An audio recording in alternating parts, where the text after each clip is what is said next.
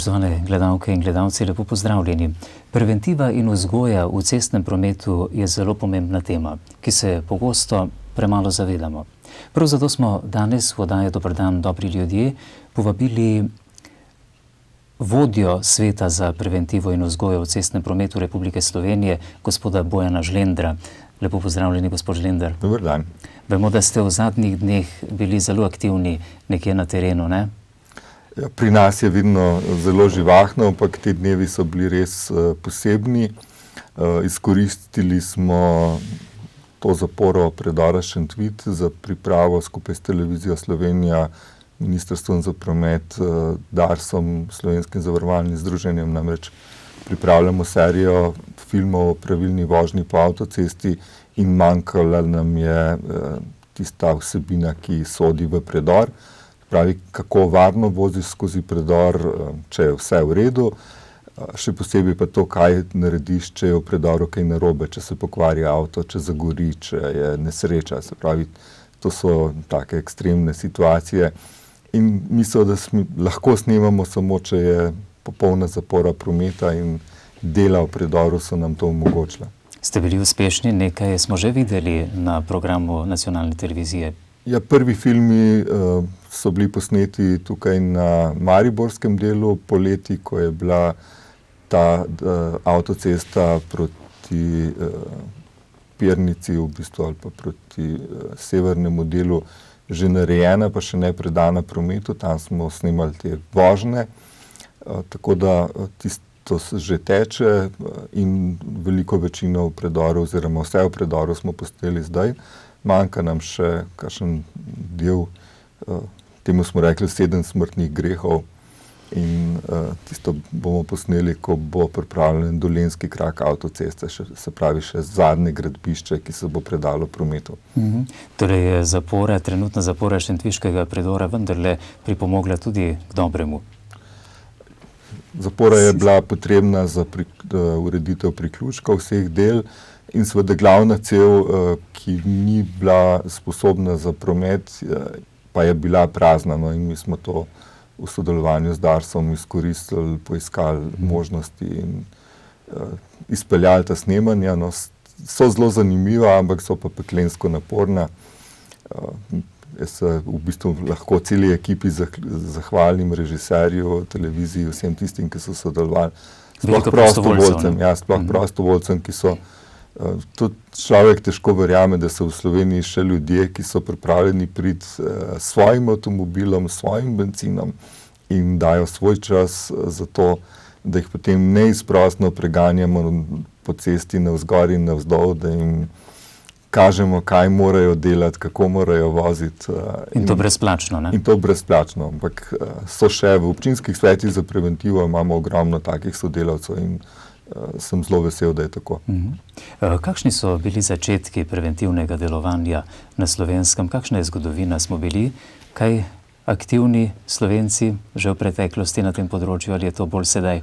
Zgodovina je zanimiva. Mi smo iskali prve zapise in prvi zapisi so iz leta 1908, ko je takratna, seveda je bila še to Avstro-Ogrska, dala navodilo na prošnjo avtomotoklubov šolam, naj le poučijo otroke, da naj ne mečejo kamenja z avtomobili. To je bil prvi nasvet, prva prošnja. 31. leta 1931 pa je Dravska Banovina izdala zelo natančno navodilo, kako v šolah izvajati prometno vzgojo. Jaz sem pripravljen mirno podpisati 60% tistih navodil. Prečkanje ceste je natančno, pravilno, tudi z današnjega vidika. Jezik je seveda zanimiv, tak arhaičen, ampak govori o tem, da moraš iti čez cesto po najkrajši poti, da moraš pogledati levo, da moraš pogledati desno, da moraš spustiti vozila. Spravi, to ni od včeraj. Prometna vzgoja se je začela s prvimi vozili, s prvimi avtomobili.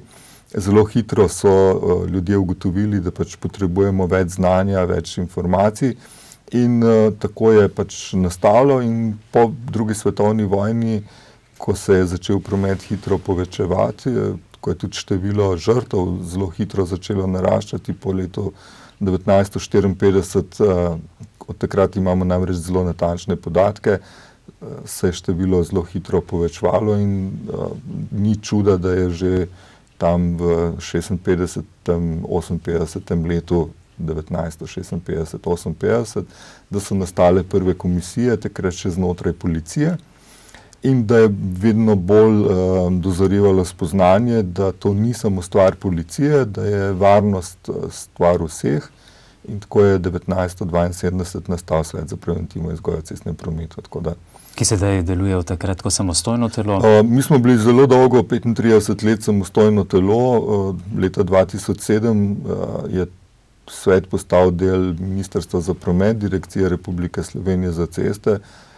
Prišli smo v prijazno hišo, ki nam daje strokovno avtonomnost, gotovo pa organizacijska plat ni najboljša.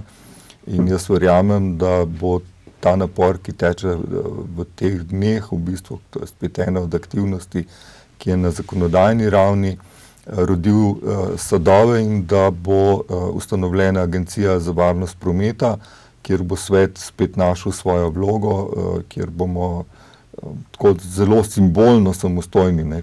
Jaz, kot sem rekel, lahko trdim, da smo v direkciji našli odlične sogovornike, da je bilo tudi nekaj tisto zmagovitih kombinacij, da smo mi prinesli nek drug pogled, vizijo nič kot temelj prometne varnosti in da smo se po drugi strani od kolegov, ki so predvsem tehnično izobraženi, naučili tudi kakšne stvari, kakšne njihove poglede na promet. In vedno je tako, preventiva je uspešna, kadar neko sporočilo, neko informacijo povedo različna usta. Če sem zelo konkreten, varnostni pas sprejmemo, če reče, da je varnostni pas koristen zdravnik, če reče policist, da ga moraš imeti, če reče učiteljica v šoli, da je to najbolj nujna in potrebna stvar, ko se otrok prvič pelje z avtom. Potem je to lahko učinkovito. Potem je učinkovito. Če je šum, če kdo dvome vnaša v to zgodbo, potem smo ljudje vedno pripravljeni slišati dvome. Po zakonu o varnosti cestnega prometa, mislim, da je 3. člen, določa, da je Svet za preventivo in vzgojo v cestnem prometu Republike Slovenije nosilec akcij na področju preventive in vzgoje. Veliko akcij se dogaja v okviru vašega sveta, ne le ob koncu leta, ampak skozi vse leto, kaj ne? Katere bi posebej izpostavili? Mi smo zelo majhna organizacijska enota, če temu rečem zelo uradno. Samo 3, ki delamo vsebinsko na tem področju, smo na državni ravni. In seveda to je eden od tistih predpogojev, da začnemo odgovarjati. Namreč v Sloveniji se ukvarjamo s popolnoma enakimi problemi, kakršne imajo v Nemčiji z 80 milijoni prebivalcev. Število prebivalcev ne zmanjšuje ali pa povečuje število problemov, ampak seveda omogoča bolj bogato kadrovsko zasedbo, več denarja ali manj. No in ker smo v Sloveniji pač tako okleščeni, samo 3, smo se že pred leti odločili, da pač najbolj nujno, najbolj temeljno delamo na področju preventive in vzgoje v cestnem prometu otrok, se pravi, da delamo dolgoročno, da morda kakšno generacijo celo, bi rekel, grdo pozabimo, in da delamo predvsem na 3 področjih, ki jim lahko rečemo zlati trikotnik varnosti. To pa so področja hitrosti, alkohola in uporabe varnostnega pasu, seveda tudi otroških sedežev, teh samozaščitnih ukrepov, ki te v avtu res bistveno bolj obvarujejo, kot če tega nimaš.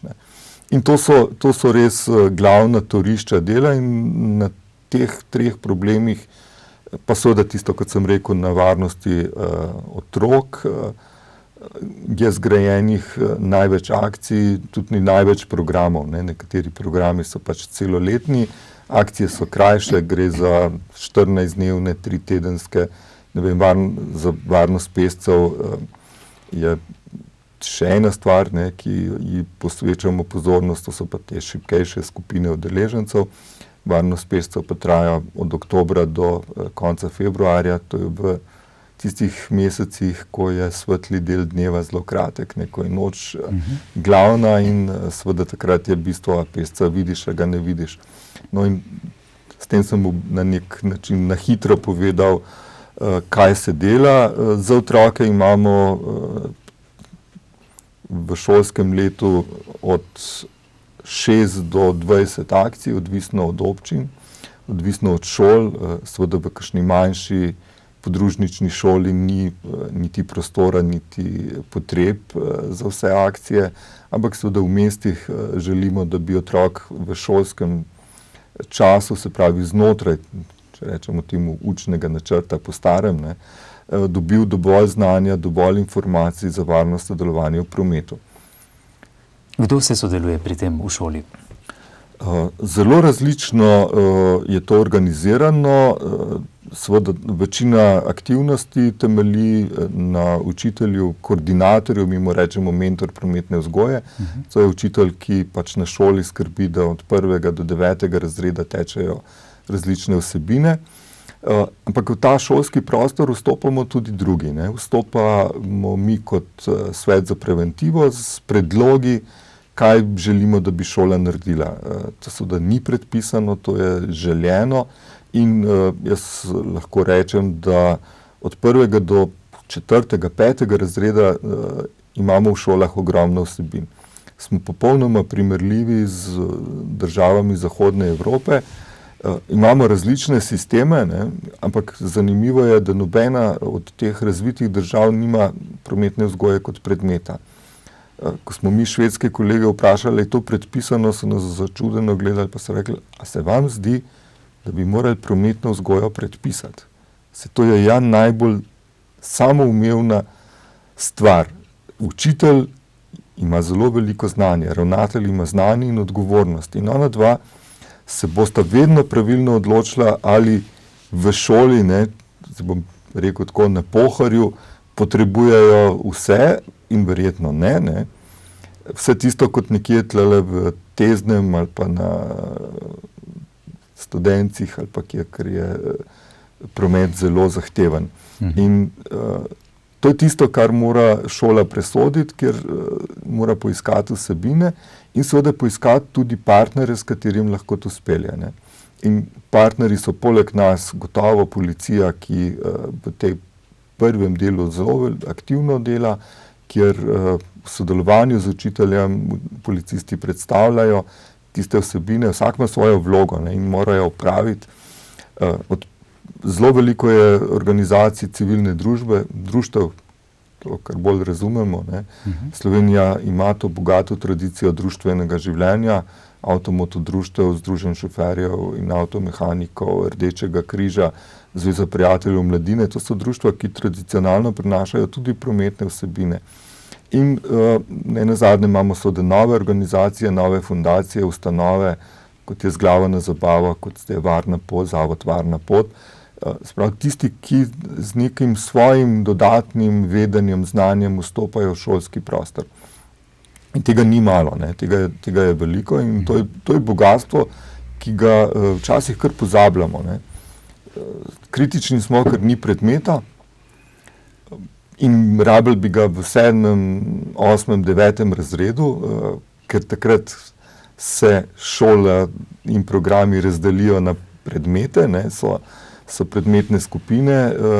Dokler je v razredu en učitelj, mi ne rabimo predmeta prometna vzgoja, ker je popolnoma vseeno, ali to učitelj naredi med matematiko, med slovenščino, med nekim okoljskim spoznavanjem narave, ker ste tisti, ki še vemo, kako je to izgledalo včasih. Važno je, da opozori, važno je, da sporoči. Včasih lahko zelo veliko naredi z nekaj besedami. Po zakonu o varnosti cestnega prometa morajo starši zagotoviti spremstvo otroka na poti v vrtec in 1. razred osnovne šole. Kdaj sme otrok samostojno sodelovati v prometu? Starši imamo zelo velika pričakovanja in v bistvu precenjujemo sposobnosti svojih otrok.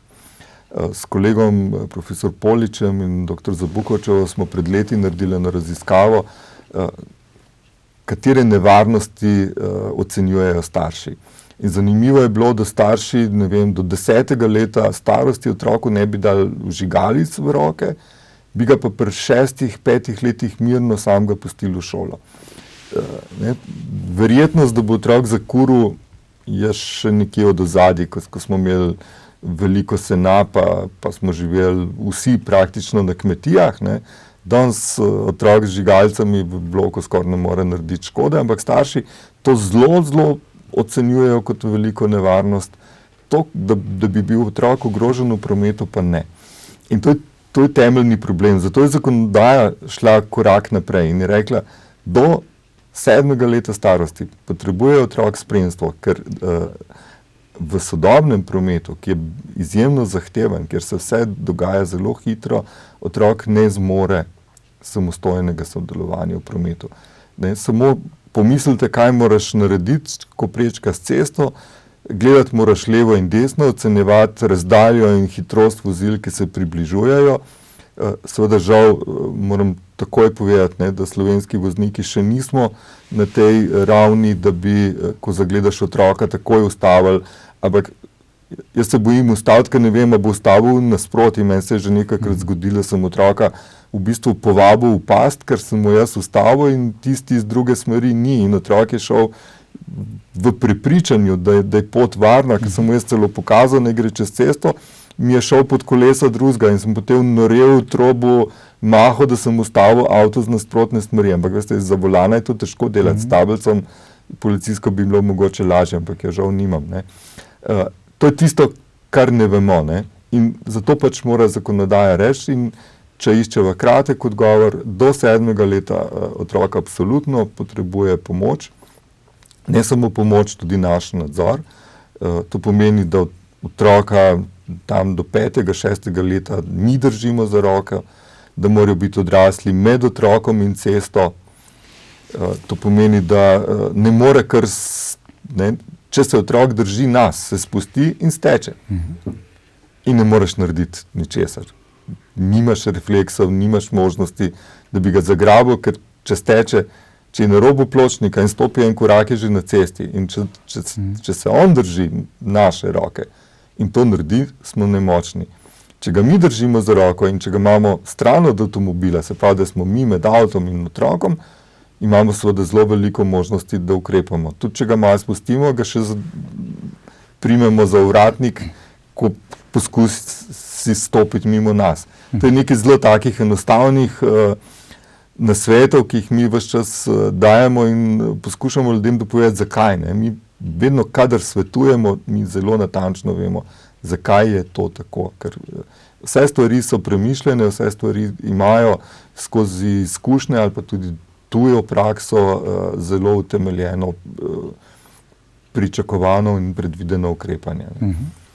Sam morda še stavek, kolesar pa ne moreš biti pred 10. letom starosti, se pravi, da bi bil otrok samostojen kolesar, zato se tudi kolesarski izpiti delajo, ko je otrok star 10 let, ker je hitrost večja.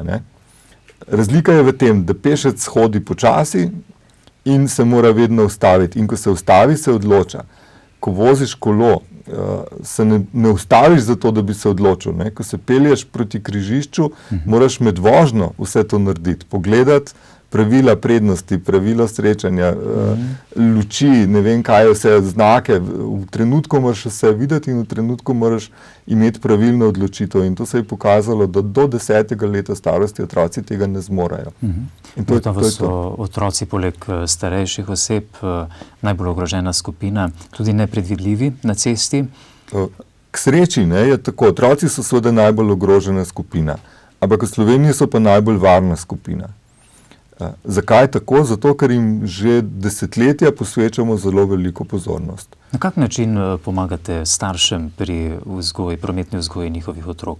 Šola je na eni strani, kaj pa starši?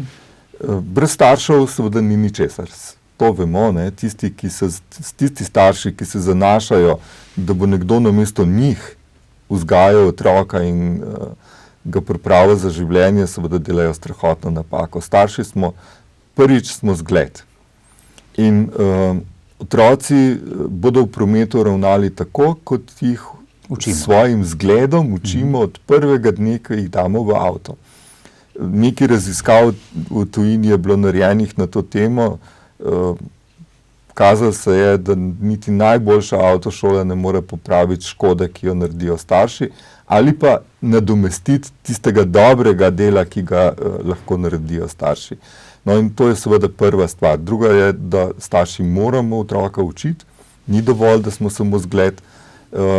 Otrok je na tej starosti do 10. leta zelo konkretno bitje.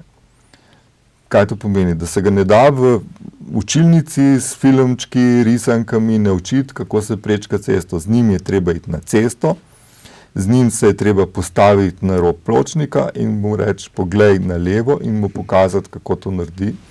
Poglej na desno in mu pokazati, to naredi in preveriti, a tudi kaj vidi, ko pogleda, a kaj sliši, ker v prometu je treba tudi slišati.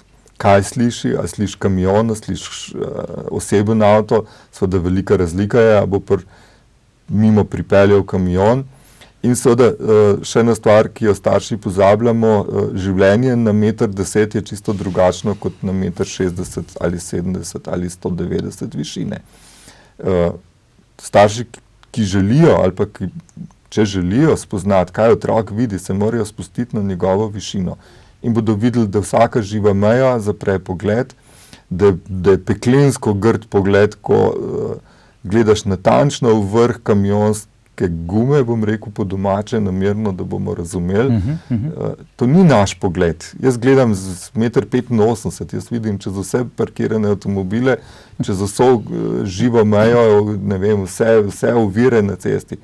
Ko se spustiš na 1,10 m, tam, kjer so prvički, pa drugi razred, vidiš, da je svet čisto drugačen. No, in to je spet ena od takih stvari, ki jo skušamo dopovedati staršem.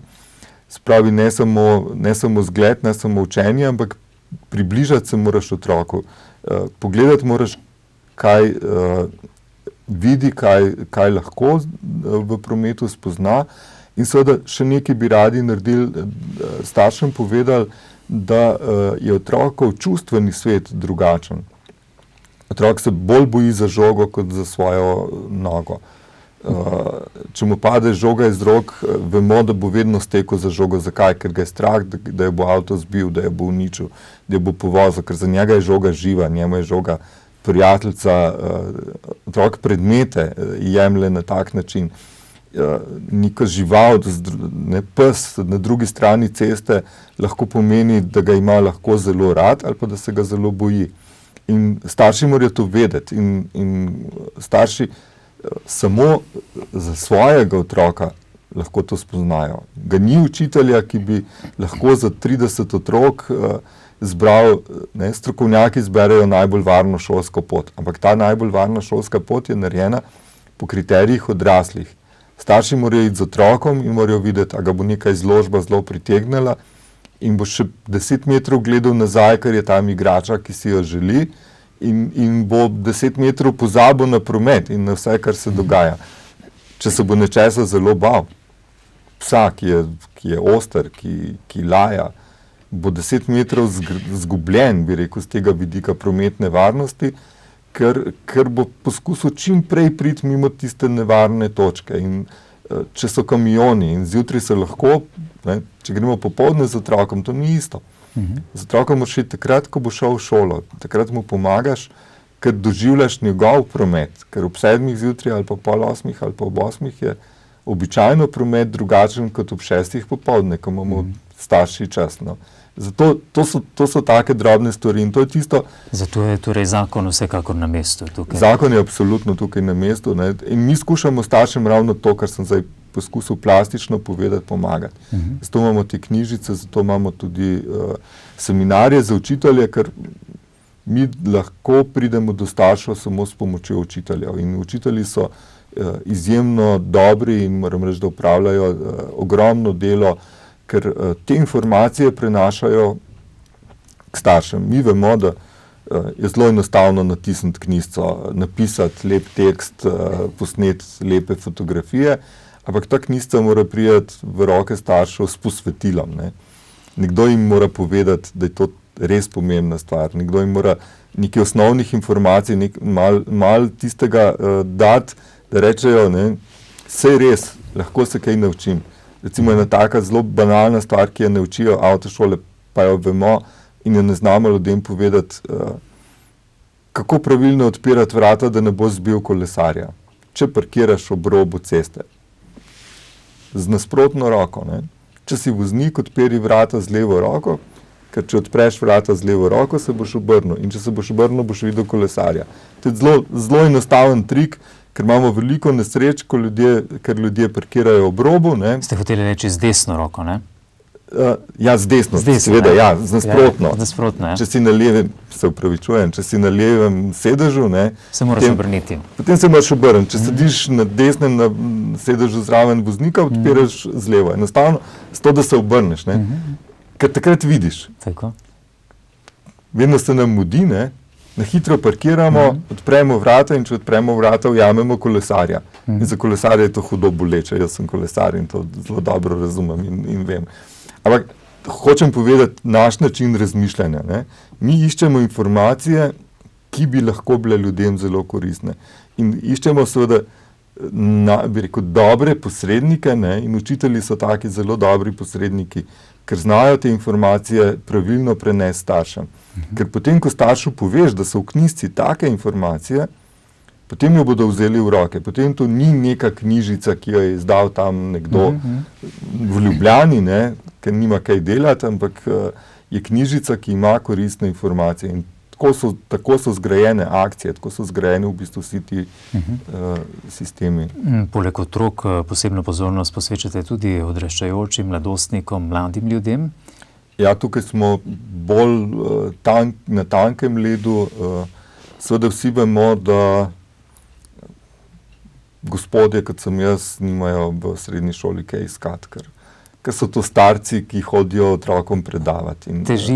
Težiti, predavati in seveda to ni pot, ki bi bila učinkovita, zato je kolegica psihologinja že pred leti razvila sistem delavnic. Mi imamo študente psihologije, pedagogike, se pravi teh nekak predmetov ali pa študijskih smeri, ki se ukvarjajo z ljudmi, ki imajo ta znanja in ki so seveda majčken starejši od teh srednješolcev in prihajajo k njim kot vrstniki, s svojim zgledom, s svojimi informacijami, igrajo igre vlog, se pravi, da igrajo vlogo nevarnega kolesarja, tistih, ki ga srečujejo, policista, zdravnika, mame, ki se mora s takim ukvarjati, in potem oni seveda znotraj te diskusije sami iščejo, kaj pa so prave rešitve, in seveda za mladostnike je to pot, ki je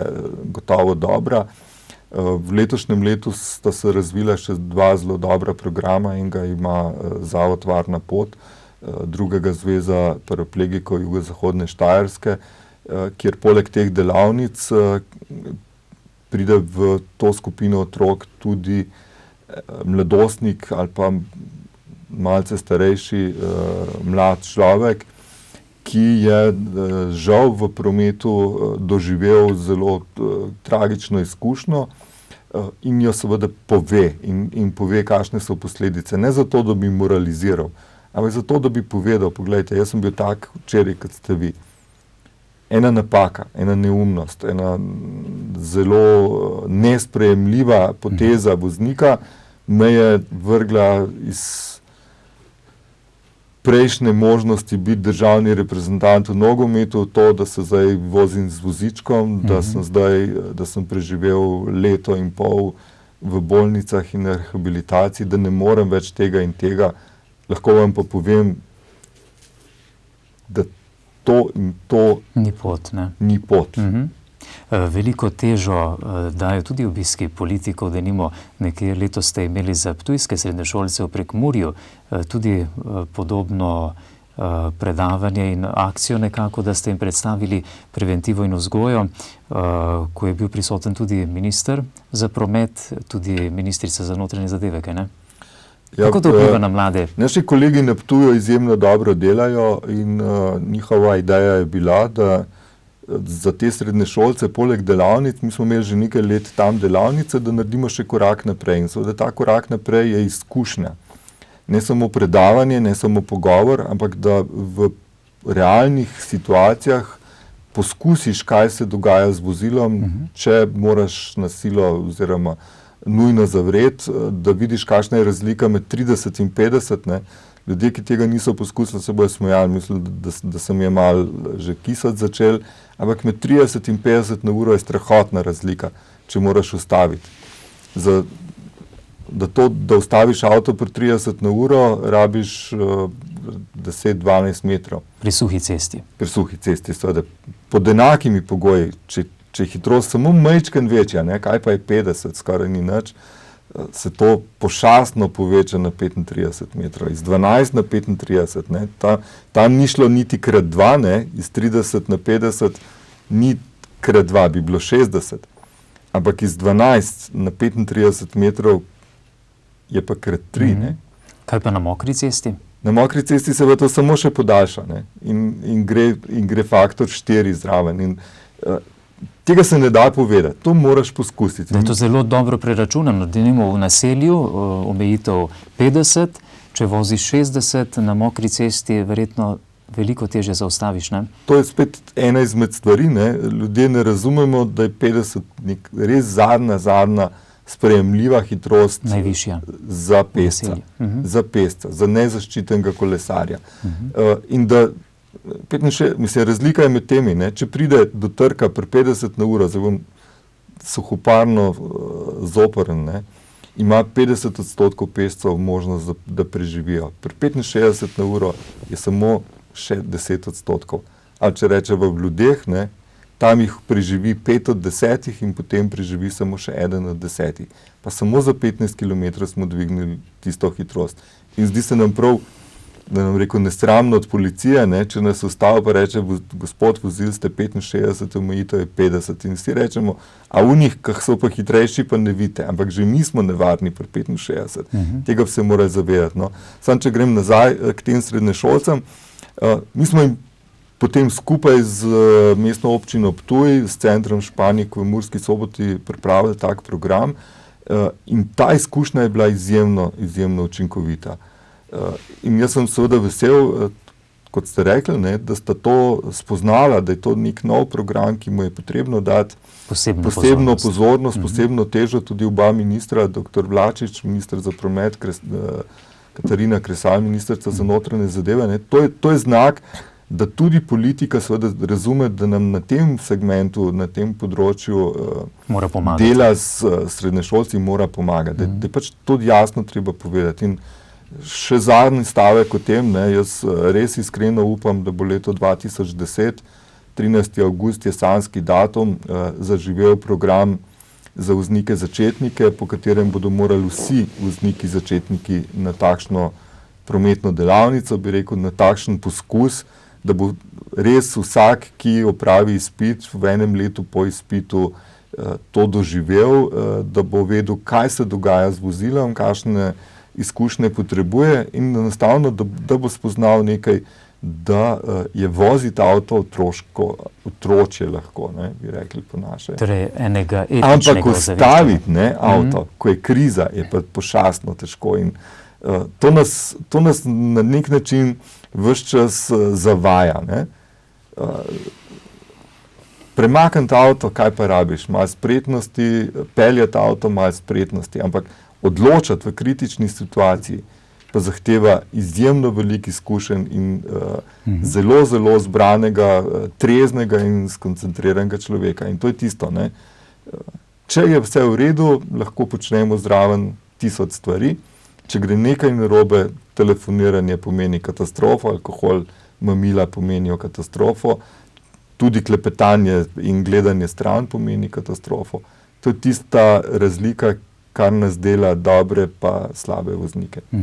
Če se zaustaviva v prvem vogalu tistega trikotnika, ki ste ga omenili pri hitrosti, koliko nam je slovenskim voznikom to v zavesti, da upoštevamo omejitve hitrosti? Poglejte, prva stvar je, da smo ljudje narejeni na hitrost 20 km na uro. 10-15 tisoč let je človek živel s to hitrostjo. To je bilo tisto, kar je uspel hoditi in teči. In naš način zaznave, vida, vse reakcije, tudi obrambe pred nevarnostmi je narejen na to hitrost. In zdaj imamo šele dobrih 127 let, mislim, da je letos, odkar imamo avto, ne? Ampak seveda ne, imamo, takrat ga je imel nekdo sanjsko bogat, ne? Ki si ga je lahko kupil 20-30 let, imamo v Sloveniji množične avtomobile. In mi se v 20 oziroma 30 letih nismo prilagodili. Človek bo rabil stoletja, da se bo prilagodil na hitrosti 150-100 na uro. In to je prva stvar. Mi ne znamo ocenjevati, kaj je hitrost.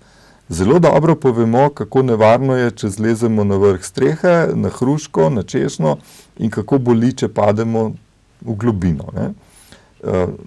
Instinktivno se bojimo, ali pa celo v genih je, da se bojimo padca v globino in vemo, da 10 metrov v globino pomeni lahko že smrt.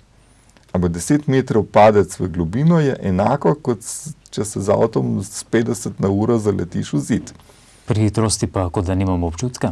50 na uro pa ni nič, ne? A je to kakšna hitrost? Jaz na kolesu grem 50 na uro, ne? In tega ne razumemo. To je pač temelj problema hitrosti in seveda, ker tako podcenjujemo kinetično energijo, ki se sprošča ob trkih, si ne znamo predstavljati, da bi morali to hitrost bistveno bolj spoštovati, da bi si morali vzeti večjo varnostno razdaljo, da bi si morali vzeti seveda varne robove, ne?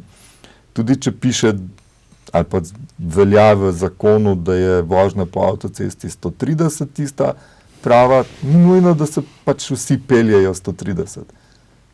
Tisti, ki je danes prvič zagledal avtocesto, ni sposoben tega in bi mirno, ampak nekako tega ne prenesemo. Ne? Vedno če je 90 omejitev, bi morali vsi peljati 90, če je 130, 130 gori. Mi ne prenesemo, če je kdo počasnejši. Pa se strinjam, da je ovira. Ampak so razlogi, ljudje se včasih slabo počutijo, ne vem, je kdo negotov, ne? In zakaj bi ga morali prignati na rob? Pa ga ženemo, ne? In tudi sami sebe. V kolikih odstotkih slovenskih voznikov je prisoten bolj strah pred policijo, pred kaznijo, kot pa pred tem, da je to nevarno, da vendarle bi bilo na mestu upoštevati omejitve hitrosti, saj so dobro preračunane. A lahko odgovorim s Francijo? Prosim. Mi imamo podatke iz leta 2003 in takrat je samo 10% francoskih voznikov v daljšem obdobju plačalo kazen zaradi prehitre vožnje. Samo 10%. Ker pač policija ni izvajala nikakršnega nadzora. Ko je šla Francija pred 4, zdaj že 5 leti zelo načrtno v akcijo proti hitrosti, ko so v trenutku postavili 2500 radarjev, ko so v trenutku opremili policijo z vso možno tehniko, ki je Francija že zadnja 4 leta zgodba o uspehu. Čez noč, bom rekel, v nekaj letih, ne, to za nas v preventivi pomeni čez noč, so za 43% zmanjšali število mrtvih. Zakaj? Zato, ker so voznikom zelo jasno sporočili, da bo policija kjerkoli je možno nadzirala njihovo hitrost. Se pravi, da je grožnja z represivnim ukrepom, če je seveda to sistematsko izpeljano in če ljudje vedo, zakaj. Dva pogoja morata biti. Preventiva in francoska preventiva je dobila veliko sredstev, da je govorila o tem, kaj pomeni hitrost. Kako jo ljudje enostavno ne zmoremo tega obvladovanja. Kakšna je kinetična energija, če pride do trka. Kaj pomeni že 10 kilometrov več. Ne? To je stvar preventive. Stvar policije, represivnih organov pa je, da če piše 50, je to 50. In seveda strategijo in s taktiko policijskega dela, predvsem pa to, kar so naredili Francozi s tehniko, ne, oni so res, tudi nova vlada Sarkozijeva zdaj ima letni načrt 500 novih radarjev in v Franciji se sveti res za vsakim ovinkom. Torej, vendarle je to učinkovita metoda. To je učinkovita metoda. Zakaj pri nas ne poostrimo kazni? Mi smo kazni zelo poostrili. Naše kazni so primerljive, imamo sicer skupaj z Grki in Portugalci edini v Evropi polovičke, ne. To je tisto, ko ni najbolj razumljivo, ne, zakaj rečemo najprej kazen je 300 evrov, ampak če plačaš takoj, je pa samo polovička, ne, ker je sporočilo napačno, ne. Če gre za resen prekršek, potem mora biti globa polna kazen. Resna. In ne, da čez pa pride plačnik, boš pa zato imel popust. Ker tvoje ravnanje je bilo napačno. Ne? In to sporočilo ni dobro, vem pa, da je plačilna disciplina boljša zdaj. Da smo bili prej zelo slabi plačniki, ta 50% popust nas pa požene, da gremo plačati takoj. Ampak z našega vidika to ni dobra stvar. Hočem samo to reči, kazni imamo visoke. Tudi te polovičke so še vedno spodobno visoke kazni. Bolj je to, da seveda ljudje ne verjamejo takoj, da bo nadzor vedno in da bo nadzor povsod. In za hitrost seveda in za alkohol velja isto, mora priti v naše spoznanje, da ni samo tisto parkirišče, ne, tam za ovinkom, kjer običajno stoji policija, ampak da je policija prisotna lahko kjerkoli. Seveda na nevarnih mestih mora biti stalen radar, ker če je nevarno mesto, ga najhitreje lahko, bi rekel, naredimo manj nevarnega, če se tam postavi radar, ki stoji 24 ur na dan, ki slika vse, ki pridejo mimo, ne, tudi morda tiste, ki so bolj enaki med enakimi, kakšne župane, kakšne take pomembneže, ker seveda radar ne zna ločiti, čigav je avto, in seveda tudi to je pomembno, da vemo, da veljajo pravila za vse. Za vse. In seveda, da ima policija še te možnosti z video nadzorom v avtomobilih, enostavno, da se ustvari v javnosti zelo jasno sporočilo. Hitrost je ključna za varnost prometa, zato jo bomo nadzirali na vse možne načine, se pravi s stacionarnimi radarji, z merilniki, ki jih ima policija in jih premika, in s temi, ki so v koloni, ki ga ne vidiš, ki ne stoji za cesto, ki se ga ne da prek radijske postaje ujeti, ampak je nekje med nami. In ko ti to sporočilo zvoni v ušesih, potem počasi ugotoviš, ne, da je pa bistveno boljš, če spremljaš znake, ne da se ukvarjaš, katera radijska postaja vrti, kje so radarji, ampak da se ukvarjaš s tem, kakšen znak stoji za cesto. In da nekaterih znakov, kot je šola, kot je 30 na uro zaradi naselja, enostavno niti slučajno ne greš prekršiti. Sam se velikokrat sprašujem, ali je to vzgojno, da preko medijev, preko radijskih postaj lahko sporočamo, kje je postavljen radar, kdaj bo postavljen radar, recimo na kateri lokaciji in tako naprej. Zakaj je pravzaprav to tako urejeno in dovoljeno? Ja, tlej, mi smo bili, takrat jaz sem sodeloval v skupini, ki je pripravljala zakon, a to zakonsko prepovedati, ne. Vedno je, a je res potrebno vse zakonsko prepovedati, a ni treba tudi malo zdrave pameti imeti. In jaz vsem urednikom rečem, poglejte, če boste vi povedali, ne vem, radar stoji na cesti Maribor-Dravograd, je to dobra informacija, ker ljudje bodo rekli, aha, nekje na tej relaciji je radar. Če pa poveš, za katero trgovino, na katerem naselju, pa v katero smer meri, je pa to seveda izjemno slaba informacija. Ampak slaba zakaj? Ker mi nekaj ne razumemo. Ne razumemo, da jaz želim, da bi bil v prometu varen. In jaz želim, da bi bili moji otroci varni in jaz želim, da bi bili moji prijatelji varni, jaz želim, da bi bili vsi ljudje varni. In če tako želim, kaj si želim? Da bodo tudi drugi tako vozili. In če kdo ne vozi tako, potem ga mora nekdo kaznovati. Zakaj bi jaz temu, ki me ogroža, ki ogroža moje otroke, zdaj sporočal, da je tam radar? Potem nič ne razumem. Potem je moja logika čisto skrita. Na tem področju smo očitno izjemno kratkovidni. Pa si jaz sploh ne želim varnosti. Radar mora uloviti tistega, ki je prehiter. Tisti, ki vozijo v skladu s predpisi, jih radar nič ne skrbi. Jaz sem vedno vesel, ko ga vidim, ker rečem, poglejte, policija dobro dela, je zunaj, opozarja, je vidna. Ker se včasih rabiš opozorilo, ne? Si malo zamišljen, spregledaš kakšen znak. To tisti, ki trdi, da nikoli nikdar v življenju ni nobenega prekrška naredil, ne vozi ali pa laže. Mu težko verjamem. Ja, jaz mislim, da ni. No. Lahko, da nikoli ne vozi, pa seveda to drži. Drugače ali pa, da seveda ima svoje poglede, kaj je prekršek. Ampak ti drobni kilometer čez 2, to je pa mimo grede. In seveda vse to je opozorilo, ne. In rečeš, seveda, bodi pozoren, poglej, tam je bil znak, si ga spregledal. Včasih je seveda zaraščen, ga ne vidiš, marsikaj se lahko zgodi. Ampak neka sprijena logika pa je, da javljaš, kje so radarji, ker upaš, da bodo seveda tudi drugi javljali. In to je bistvo, ne?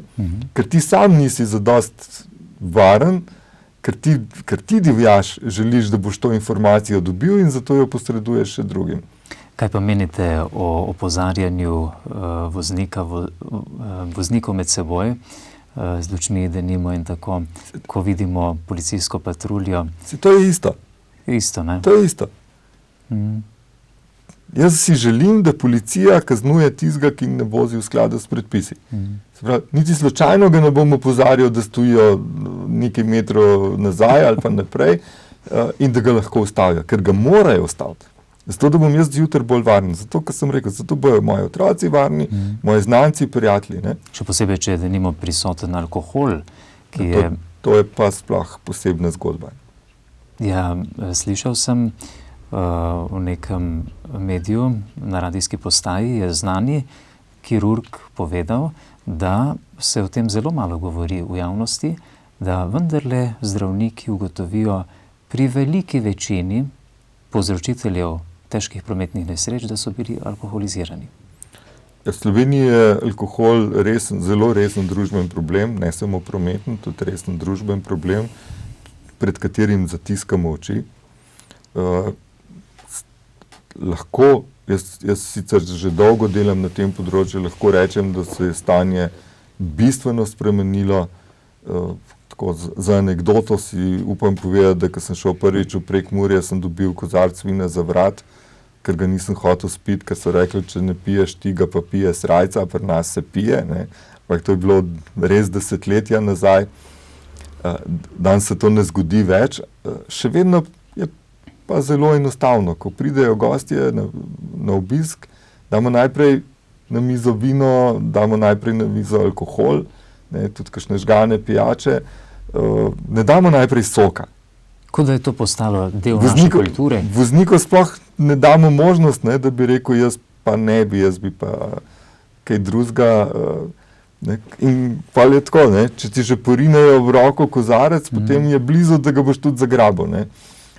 Če mu daš kozarec soka v roko, bo vzel sok, pa bo mogoče malo kislo gledal, ampak bo spil sok. Ne. Tukaj se začne. Ko smo preverjali, kdo da otrokom alkohol, ga dajo starši.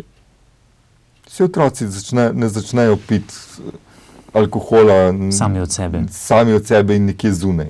Prva izkušnja je v družini in tak prijazen nasvet je, da do 18. leta starši ne bi smeli žganih pijač, ne vem, tega ponujati otroku, siliti, ne, malo poskus, sej nov let, se zale bo prilika, pa dajmo, ne. Enostavno je naša toleranca do alkohola zelo visoka in seveda enako visoka je toleranca do tistih, ki pijejo in vozijo. Ne. Lahko bi tukaj naredili prvi korak. Jaz nisem optimist, da bomo Slovenija je zelo vinorodna dežela, ne, iz vsakega domačega sadja se da skuhati žganje. Imamo najbolj liberalno žganje kuho, kar jih jaz poznam. Povsod so kotli oštevilčeni, plačujejo se davki zato, ker hoče država omejevati. Pri nas je to še vedno. Ne. V Avstro-Ogrski si imel zelo popisane kotle, ker je pač država nadzirala to. Ampak to je poseben problem.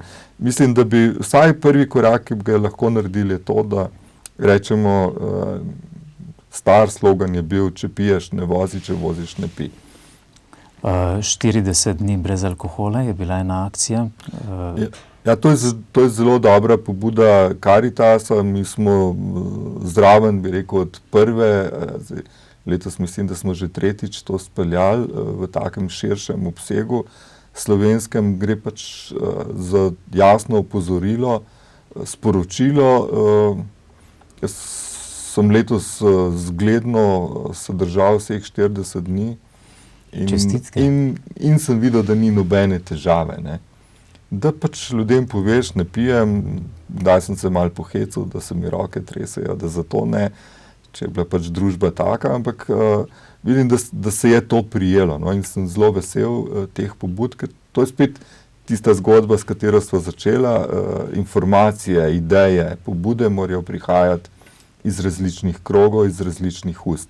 In ko smo povezani, ne, ko res to sporočajo ljudje, ki imajo tudi ugled, ki so cenjeni, ki jih drugi upoštevajo. Ima to težo. Sami niste pili alkohola 40 dni, ga tudi niste dajali vašim gostom, ga niste ponujali? Ne, seveda ne. Tudi. Je pa res, da so se me malo nekateri izogibali. Kaj pa, sicer niste pristojni za to, so inšpekcijske službe, pa vendar me zanima, koliko so dosledni pri točenju alkohola že alkoholiziranim v naših gostinskih lokalih. Marsikaj verjetno ne? Trenutno teče v okviru teh akcij alkohol, jesenskih akcij, alkohol ubija največkrat nedolžne. Je ena izmed posebnih aktivnosti inšpekcijskih služb, ki preverjajo, kaj se dogaja v lokalih, ki izvajajo ta nadzor. Rezultatov še nimamo, ampak že to, da se je v akcijo, ki jo vodi Ministrstvo za zdravje, vključilo tudi inšpekcijske službe, je seveda dober znak. To je spet tista pot, ne samo policija, ne samo preventiva, ne samo Karitas, recimo takrat, ne, različni, skupno sodelovanje, ne samo civilna družba, ki se pojavlja, Drogart, z glavo na zabavo in te organizacije, ki delajo izključno na zmanjševanju škode zaradi rabe alkohola. Tudi inšpekcije imajo svojo vlogo, seveda tudi občine imajo svojo vlogo. Naša zelo taka, bi rekel, pobožna želja je, da bi očistili šolski prostor. Zdaj nam rastejo bifeji okrog srednjih šol. In znak je seveda zelo slab, ne. Da uspeva bife v bližini srednje šole, pomeni, da je nekaj dvakrat narobe, ne. Prvič strani tistega, ki mu je dal dovoljenje, da tam postavi lokal, in strani šole, staršev, teh srednješolcev, da tak lokal živi, ker to samo pomeni, da bodo, recimo naivno mislim, samo po pouku skočili na kakšno pijačo, ne. Začne se s kavico, ampak mi letos vemo za nekaj konkretnih primerov, zelo bolečih, ne, smrtnih žrtev, ker je bila zgodba natančno taka, da so bili mladi namesto v šoli v lokalu in da so se iz lokala odpeljali v tragično nesrečo, ne. In se spet vprašaš, ne, ali je potem res samo tisti voznik na koncu, ne, ki je nepreklicno vozil pod vplivom alkohola, ki je bil kršitelj, edini, na katerega je treba zgrniti vse ukrepe, ne. Vedno moraš vprašati malce širše, ne. Ali smo Mislim, to je tisto zelo boleče. Tudi starši se moramo vedno vprašati, ali smo res naredili vse. Gospod Žlender, kakšna je zadnja statistika prometnih nesreč, mrtvih, težko poškodovanih v Sloveniji? Leto, ki se končuje, je najbolj prijazno leto po letu 1960. Število vozil se je podeseterilo v tem času. Takrat smo imeli manj kot, mislim, da je bilo okrog 80 vozil na 1000 prebivalcev, zdaj smo že v nekaterih območjih Ljubljana, Obala, smo že na 600 osebnih avtomobilov na 1000 prebivalcev. To pomeni, da če bi Slovenijo naložili v osebne avtomobile, nekateri dobijo potnika, vsi pa ne. Toliko imamo avtomobilov, ne. Se pravi, da smo izjemno motorizirana družba in od takrat do zdaj, ne, se je število vozil strahotno povečalo, res, da so se ceste tudi izboljšale, da se je marsikaj zgodilo, ampak prišli smo nazaj pod številko 200, zadnja številka govori o 166 mrtvih zaradi posledic prometnih nesreč in ta trend je dober. Jaz moram poudariti, da iz lanskih 214 mrtvih na 166, da gre za velik skok. Res, leto še ni končano, upam, da me ne bo kakšna zelo tragična nesreča demantirala, ampak trend je dober.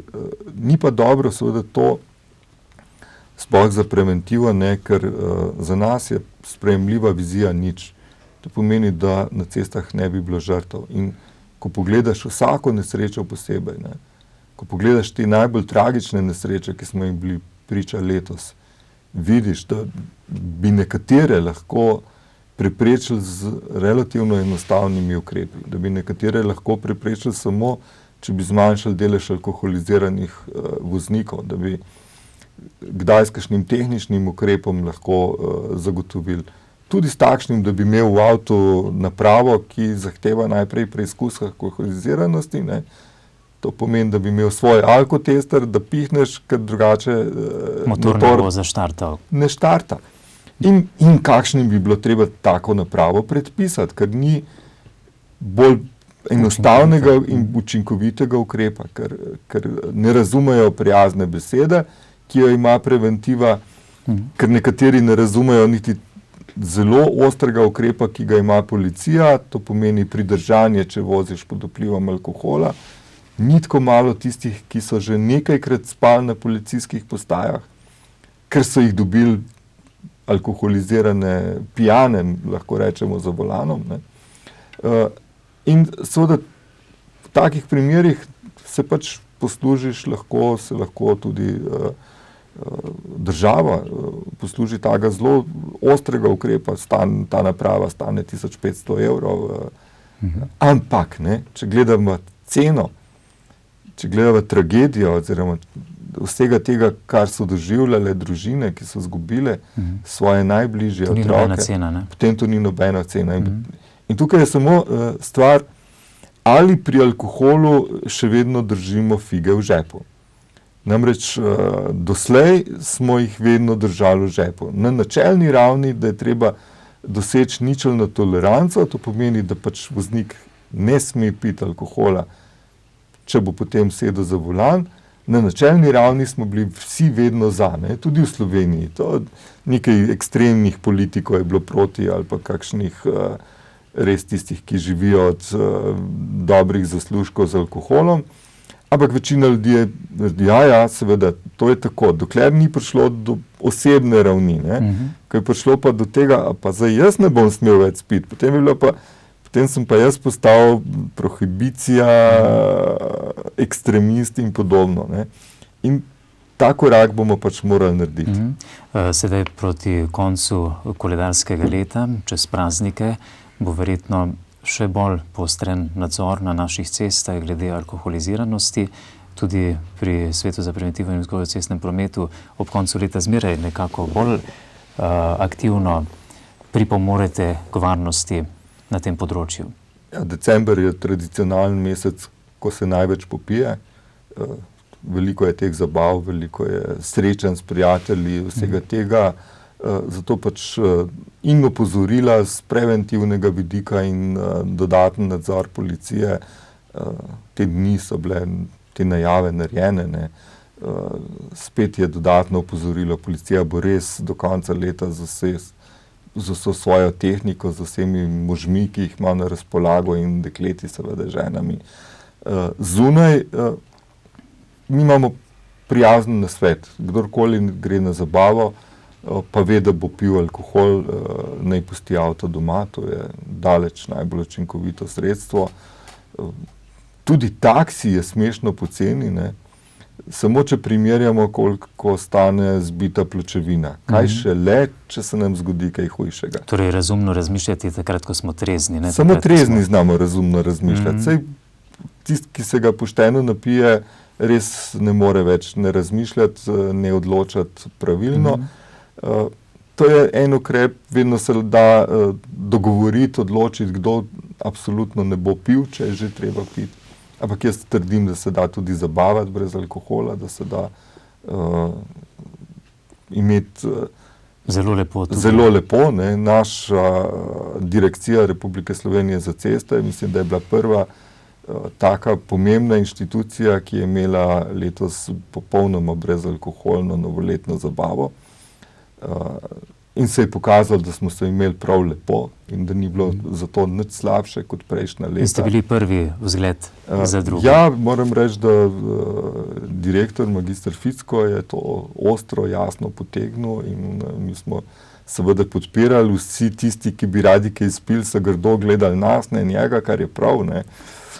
Ampak pokazalo se je, da je pač potrebno tudi s svojim zgledom s koraki iti naprej. In mi smo prepričani, da bomo prvi opremili svoja vozila z temi napravami, ki preprečujejo zagon motorja, če voznik karkoli popije. Pa ne zato, da si ne bi zaupali, zato, da bi zelo simbolno pokazali, da pač to je tako, da ne moreš nekaj govoriti in nekaj delati, ne.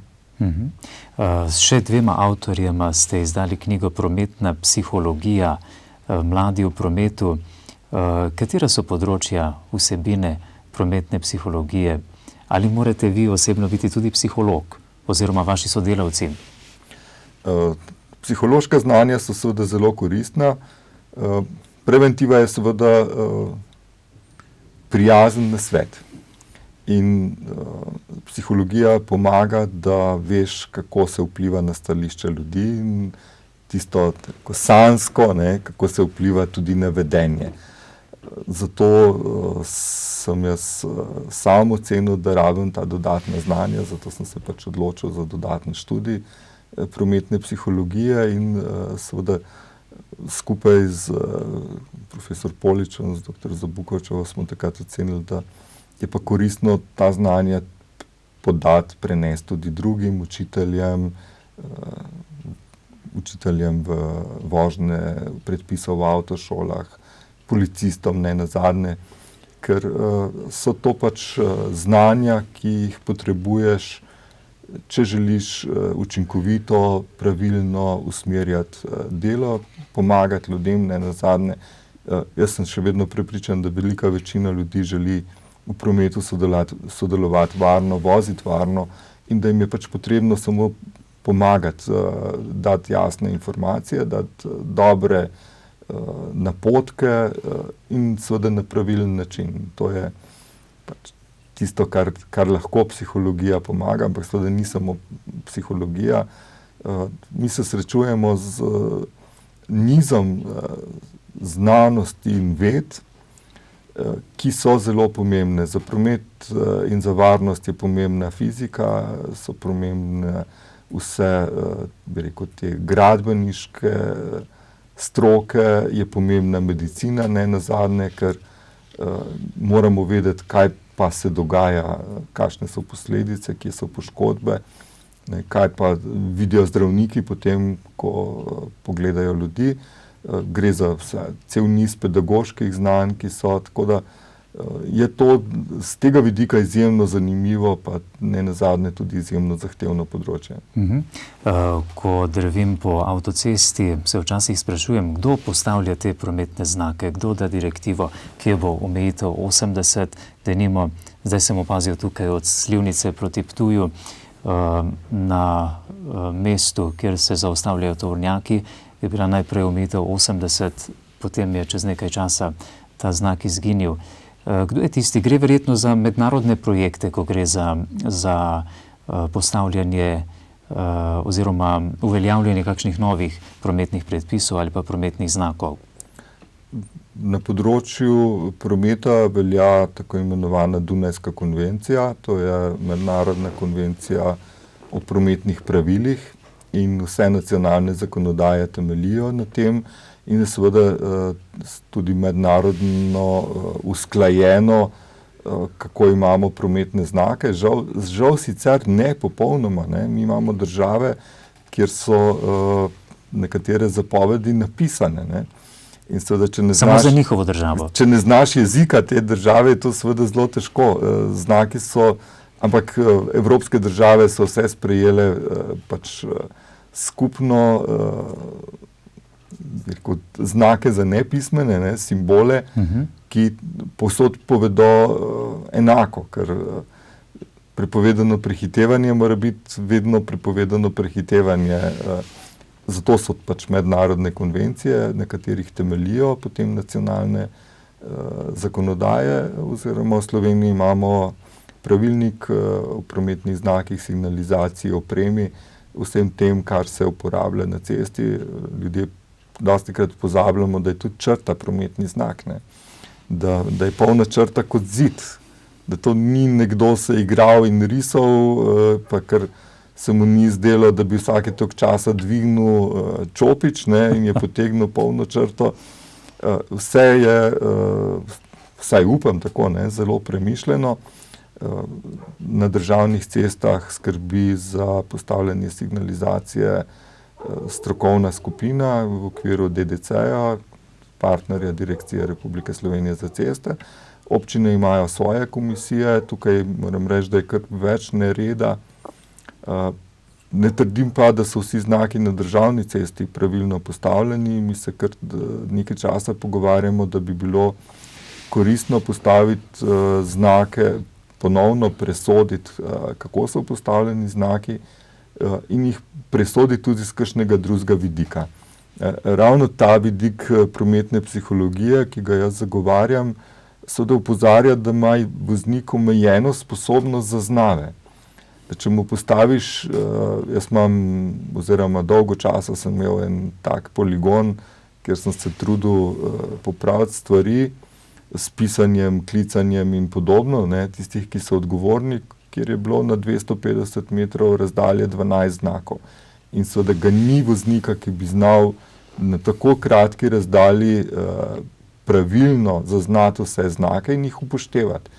Pa so bili vsi, bi rekel, da na nek način smiselno postavljeni, ker tam je bil potem prehod ceste čez železniško progo in to avtomatsko prinese 3 znake, bil je prehod za pešce, pa prinese 2, ne, pa omejitev, pa prehod, pa bilo je križišče. Torej vsi upoštevanja vredni?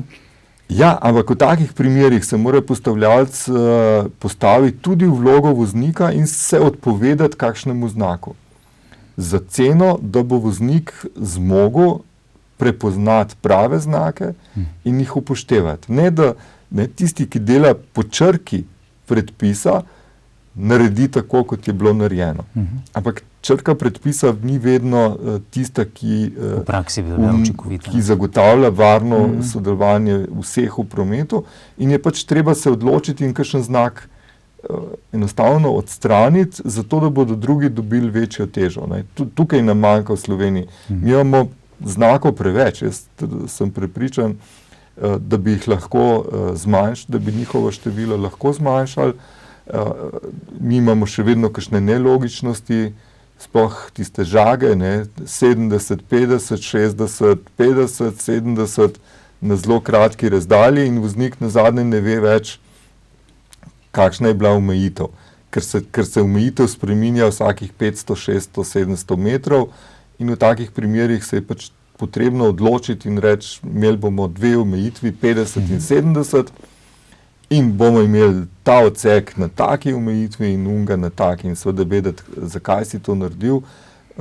Take jasne informacije, enoznačne informacije vozniku pomagajo, da se drži predpisov, ker če pa delaš ti strokovne dvome, ne, pa voznik ne razume, zakaj je to tako, potem bo rekel, že spet se je nekdo igral in ne zna postavljati znakov. Ne. Seveda vemo pa, da smo vsi najbolj pametni. Ne. O prometu vemo vsi največ. Jaz se spoznam vseeno o gradbeništvu, pa nisem tega nikoli počel. Ne. Gradbeniki vedo vse o psihologiji, vsi znamo učitelja podučiti, kako naj uči in navaden voznik ne, ve pa vse to, kar 5 strokovnjakov ne zmore. Pa vendarle ne vemo, v Sloveniji se vse bolj uveljavljajo krožna krožišča, ki povzročajo marsikateremu vozniku velike težave. Kakšne so prednosti teh križišč in kako ravnati v teh križiščih? Prednosti so izjemne. Z vidika varnosti je to najbolj varen način prepletanja prometa iz različnih smeri. Z vidika ekologije je to bistveno bolj prijazen pristop kot semafor, ker pri rdeči luči stojiš ne glede na to, kakšno je dogajanje z druge strani, ali je promet z druge strani ali ne. In seveda vsako zaviranje pomeni dodatno porabo energije, vsako speljevanje pomeni dodatno onesnaževanje okolja. Se pravi, to je drug vidik. Ne? Tretji pa je seveda, da delamo veliko znanosti iz krožnih križišč in predvsem delajo to tisti, ki mislijo, da so vozniško dovoljenje dobili enkrat v življenju za vse primere. Vsak športnik ve, da mora neprestano trenirati, brati strokovno literaturo in se izpopolnjevati. Vsaka klekljarica ve, da izhajajo v Burdi naši ženi novi vzorci in jih zbira in išče nove rešitve. Vsak voznik pa misli, da je dobil vozniško dovoljenje za celo življenje in da ni treba vzeti enkrat na mesec revijo Avtomoto Zveze Slovenije, ki daje ogromno dobrih informacij, našo knjižico in podobno. To se nam pa ne zdi. Ne?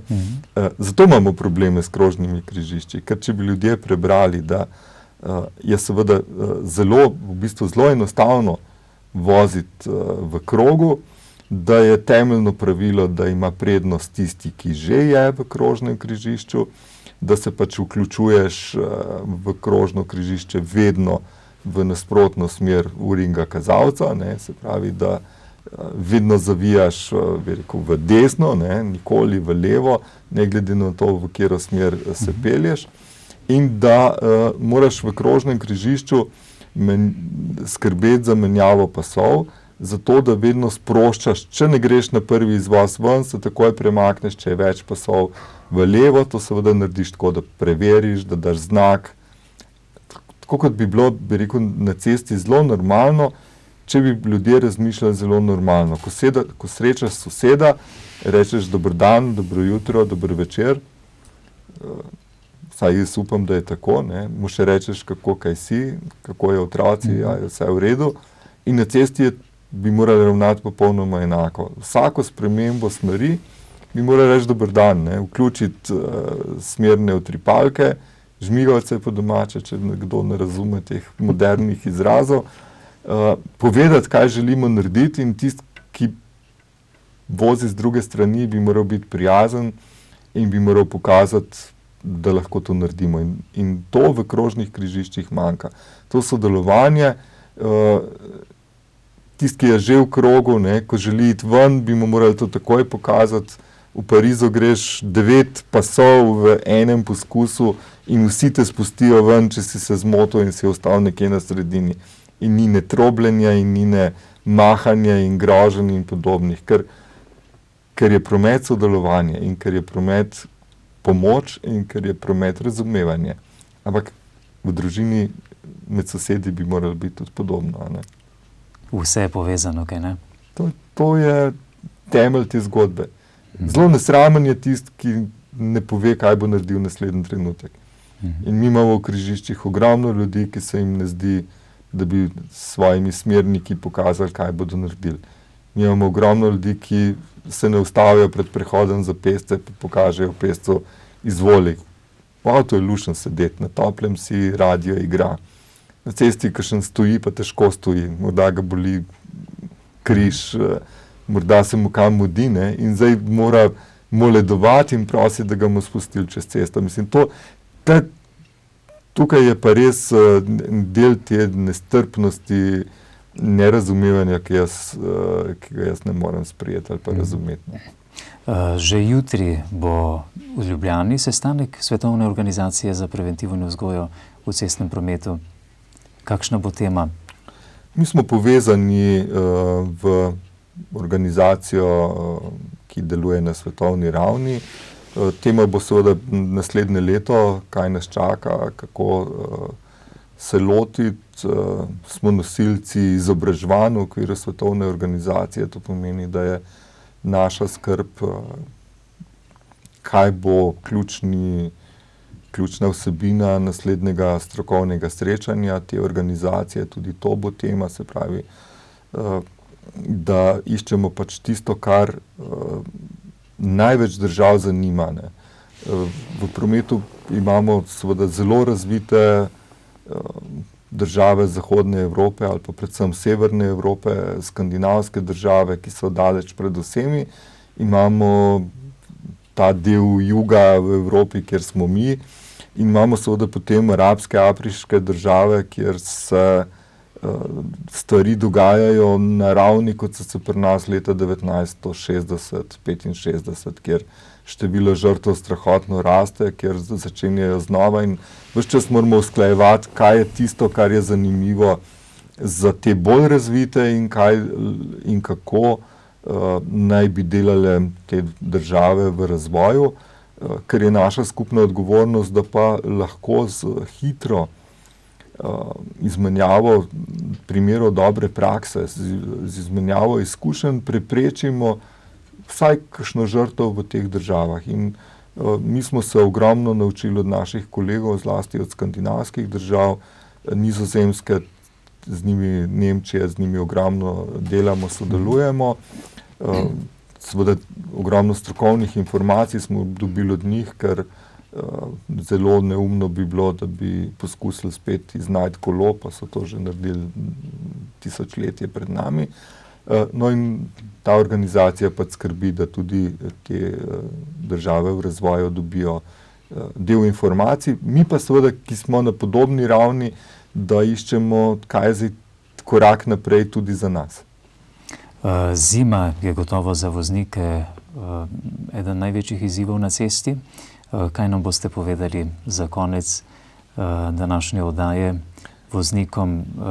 Zimske razmere smo letos že imeli, sedaj v zadnjih dneh še posebej, lahko se jih nadejamo še veliko več, kaj ne? Ja, mi smo zime zelo veseli, ne. Ko je zunaj beli sneg, ljudje razumemo, da gre za drugačne razmere. Prvi dan so veliki problemi, seveda problemi so zaradi tistih, ki do zadnjega trenutka špekulirajo, če bodo morda zvozili zimo z letnimi pnevmatikami in potem morajo seveda doživeti, da to ne gre, ne, in morajo biti zvite pločevine in gre spet za tisto zgodbo stroškov in koristi, ne, ker ne najdeš 200 evrov za tiste najcenejše pnevmatike, imaš pa 500 evrov za to, da popraviš zvito pločevino. Ne. Ampak to mora biti in to se vsako zimo dogaja. Od tu naprej pa seveda zelo jasno razumemo. Mi imamo celo več težav z lepim vremenom, suho cesto, kot z zimskimi razmerami. Spet zaradi te zaznave nevarnosti. Ne. Ko je zunaj belo, vsi vemo, da je lahko poledica, gremo bolj previdno na cesto, gremo z večjo varnostno razdaljo, z večjo rezervo in sporočilo za zimo je seveda v tem. Lahko se nam zgodi marsikaj, v trenutku se lahko suha cesta spremeni na kakšnem mostu, na kakšnem zasenčenem gozdnem delu v nevarno drsališče. Tudi vzdrževalci vedno in povsod tega pravočasno ne odkrijajo in seveda nič nam ne pomaga, da potem iščemo, kdo je kriv, če smo mi udeleženi v taki zgodbi. Gre pa še za nekaj drobnih takih nasvetov. Po zimi moramo imeti v avtu najmanj polovico rezervoarja goriva. Danes smo lahko poslušali oziroma te dni, kako so v kakšni državi celo noč preživeli v avtu. Če nimaš možnosti, da bi se grel, je to lahko peklensko težko in nič ti ne pomaga, če si ostal 3 kilometre od bencinske črpalke, pa ne moreš do nje.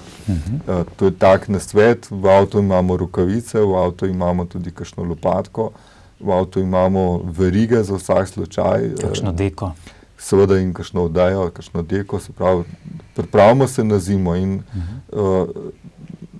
to je, predvsem pa je tisto sporočilo, ki velja za vse letne čase. Razmišljamo, kaj se lahko zgodi, kje nas lahko čaka neka nenadejana, nepredvidena situacija in če imamo rezervo, ne, in če ne pripeljemo v ovinek z 90 na uro, potem se bomo rešili tudi, če bo malce spolzko. Če smo na robu, potem nam ni pomoči. Gospod Bojan Žlender, vodja Sveta za preventivo in vzgojo v cestnem prometu Republike Slovenije, najlepša hvala, da ste si vzeli čas kljub vašim tako številnim aktivnostim v zadnjih dneh. Kar nekaj časa smo se trudili z vašimi sodelavci, da smo lahko prišli z vami na zvezo in da smo uspeli uskladiti termin. Želimo vam veliko uspehov pri vašem delu. Še naprej dober vzgled vsem nam, voznikom po Sloveniji. Nazadnje, kot ste povedali, ste vi prvi tisti, ki hočete biti vzgled drugim in upam tudi, da sva s tem pogovorom kaj pripomogla, da bo se ozaveščenost in disciplina vsaj malo pri kom spremenila v cestnem prometu. Se smo nazadnje vsi dan za dnem na tak ali drugačen način soudeleženci cestnega prometa, naj bo v motornih vozilih ali kot pešci. Hvala lepa. Hvala za povabilo, pa ker je čas tak, zelo prijazno željo vam in seveda vsem gledalcem, gledalkam za varno leto 2010, za lepe praznike in za to, da bi bili drugo leto prijazni, strpni in varni. Hvala lepa, tudi vam vse lepo. Hvala za pozornost.